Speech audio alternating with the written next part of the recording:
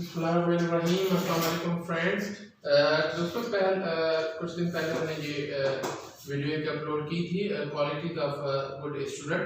उसका first part हमने share किया था आपके साथ।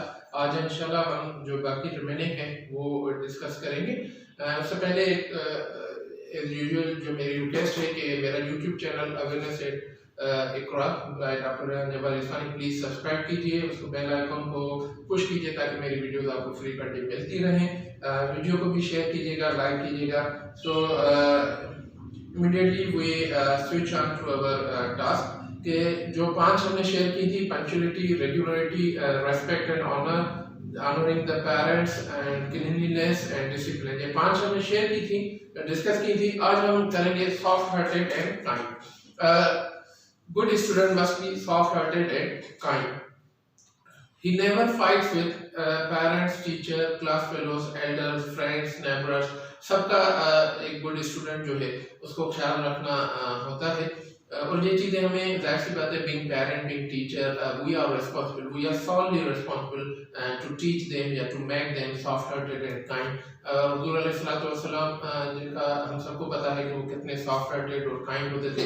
जो उनके साथ झगड़ता था, जो उनको तकलीफ पहुंचाता था, उनको भी वो माफ़ कर देते थे, उनके साथ भी वो सॉफ्टली बात करते थे।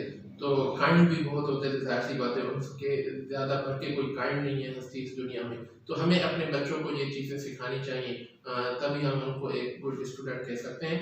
तो उसके अलावा जो है एक चीज़ और है पेशेंस या बीइंग हैविंग टेम्परामेंट। तो ये चीज़ जो है आजकल बच्चों से ज़्यादा बड़ों में भी बहुत लैकिंग है। हमें बिल्कुल भी सब्र और बर्दाश्त का मादा बिल्कुल ही ख़त्म हो चुका है। उसके बहुत सारे रीजंस हैं, वो हम कभी दोबारा डिस्कस करेंगे।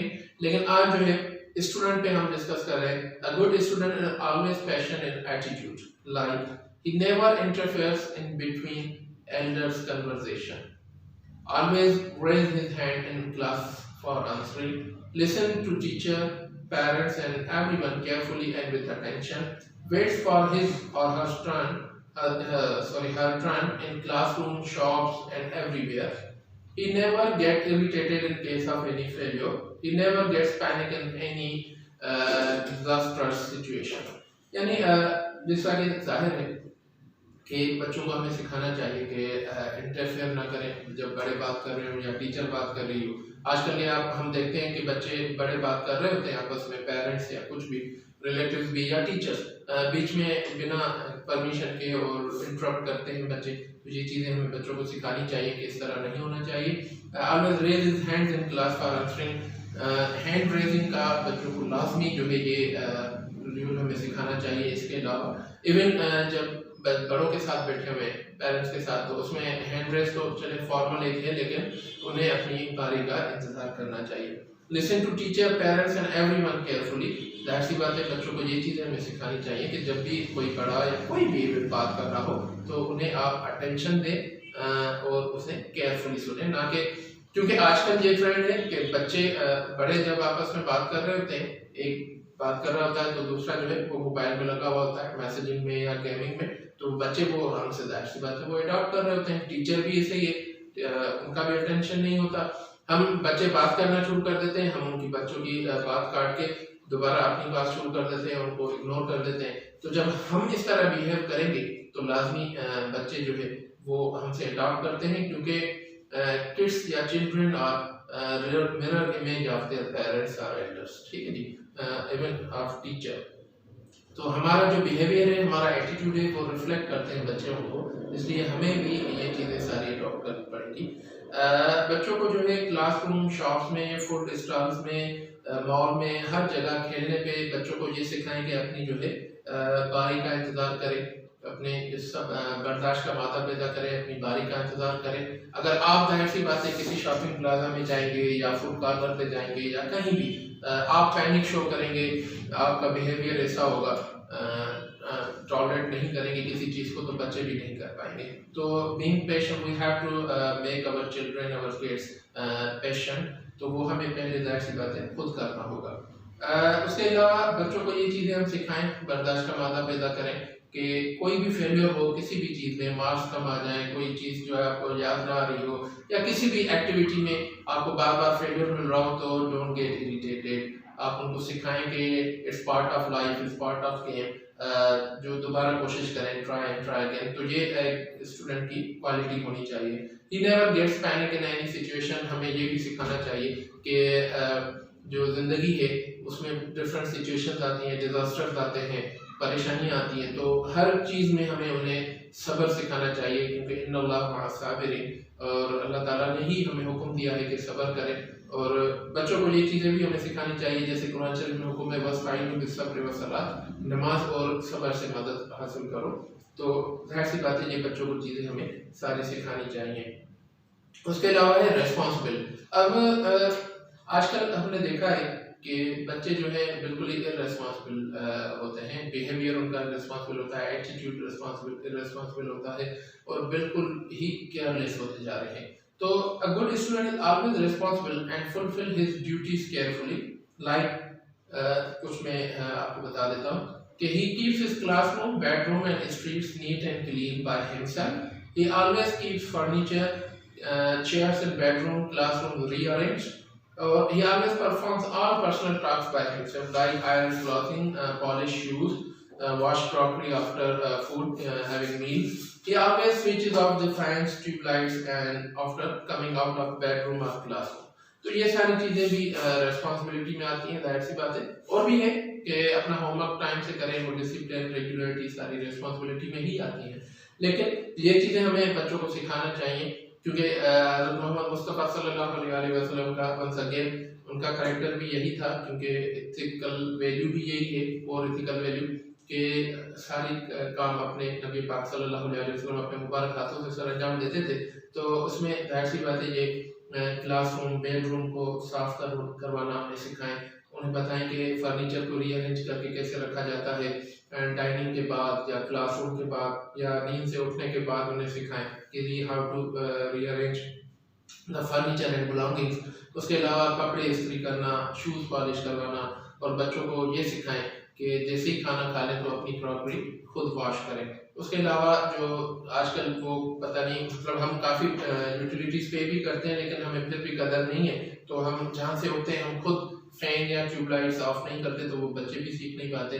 तो हमें ये चीज़ें भी बच्चों को सिखाना चाहिए मस्ट। उसके अलावा है ट्रुथफुलनेस एंड ऑनेस्ट।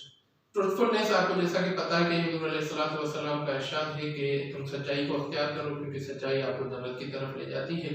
और अल्लाह ताला का हुक्म है कि अल्लाह ताला का फरमान है कि लानतुल्लाहि अलल काज़िबीन, झूठों पे अल्लाह की लानत है।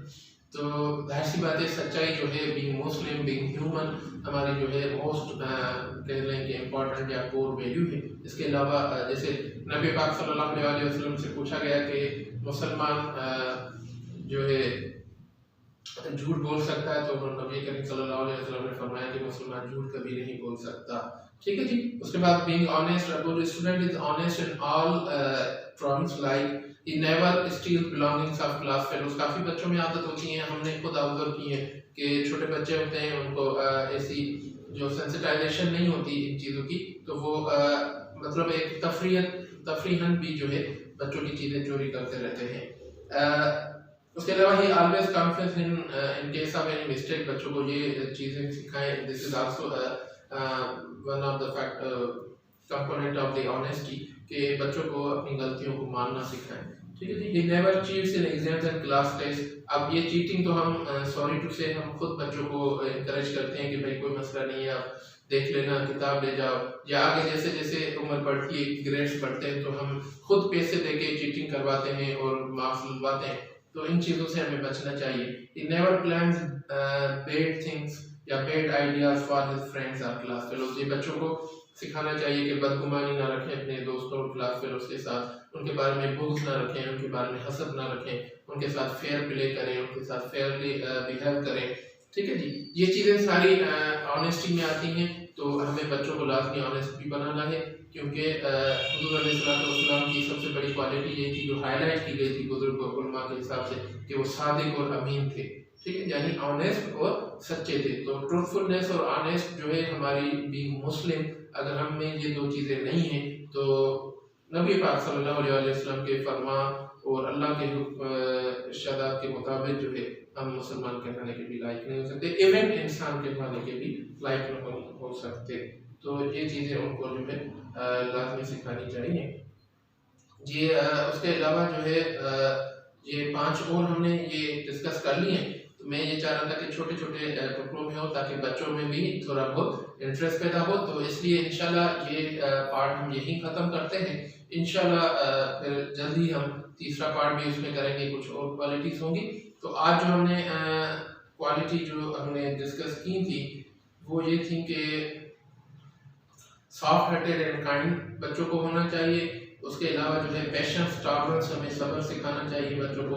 उसके अलावा रिस्पॉन्सिबल होना चाहिए, रिस्पॉन्सिबिलिटी सिखानी चाहिए, अपने काम बच्चों को इससे खुद करवाने चाहिए। उसके अलावा ट्रूथफुलनेस और ऑनेस्टी, ये 10 क्वालिटीज़ हम डिस्कस कर चुके हैं 2 पार्ट्स में। इंशाल्लाह तीसरा पार्ट हम करेंगे जल्दी रिकॉर्ड। तो आप लोगों से गुजारिश है कि काइंडली ये वीडियोस आप देखें और शेयर करें अवेयरनेस पर्पस के लिए अपने ग्रुप्स में, अपने फैमिली एंड फ्रेंड सर्कल में। और मेरा यूट्यूब चैनल अवेयरनेस एट इकरा डॉक्टर रेहान जब्बार रिजवानी, आप प्लीज़ जो है उसे सब्सक्राइब कीजिए। दुआ है अल्लाह ताला से कि जो कुछ कहा सुना उसको समझने और उस पर अमल करने की तौफीक अता फरमाए। व आखिर दावाना अल्हम्दुलिल्लाहि रब्बिल आलमीन।